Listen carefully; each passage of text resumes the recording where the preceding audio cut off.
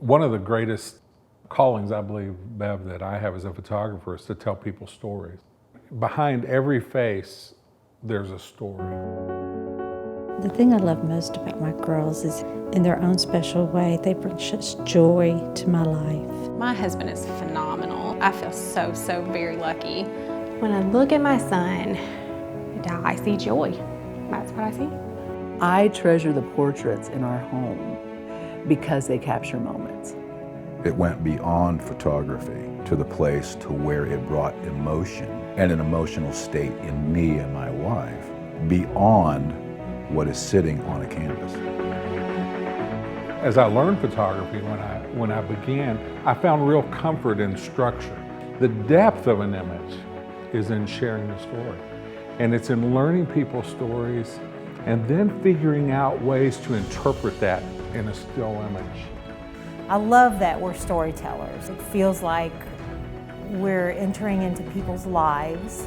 They trust us. That's one of the greatest things, I think, is that they trust us enough to tell their story.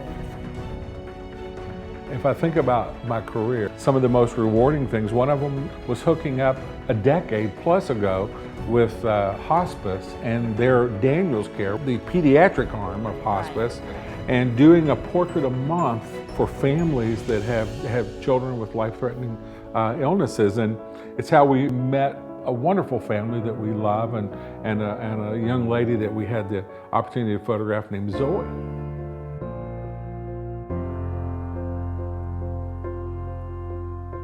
It's the first portrait on our wall with the kids.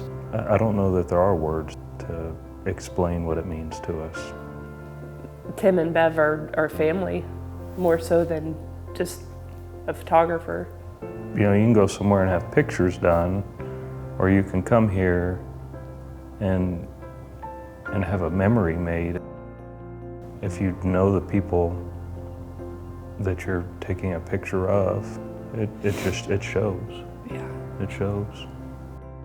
I would say that a portrait lasts a lifetime, and life's so short and can be cut short, but you'll always have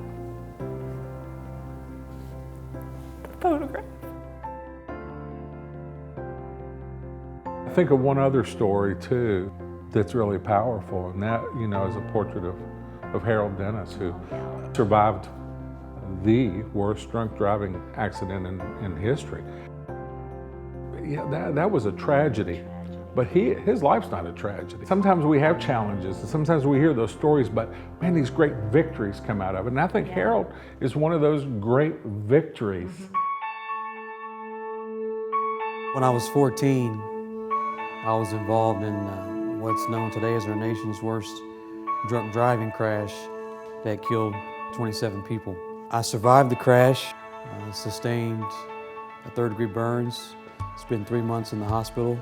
When I came out of the hospital, I wanted to make a point to just getting my life back and not let it define, who Harold would be for the duration of my life. So I do public speaking where I go and share my story. It's very easy to succumb to whatever it is you've been through. I would just encourage people to not let that define them, not let that stop them. And it's cliche, but I think that there's a lot of truth to, you set your mind to something, you can do it. I always say if you really want to be successful in today's market, you have to create gaps between you and the masses. And I don't think anything creates a gap like having an emotional tag to what you do. The technical things are like the paintbrush, to me, the lighting, and it's how I would paint a portrait. But the story is the vision, it's the purpose, it's the depth, it's the richness. And if you can cross those barriers with people, you will segregate yourself from the masses, you will create such a gap, and it won't be in your photography skills. It'll be in your people skills, it'll be in your purpose and in your vision, and it's powerful.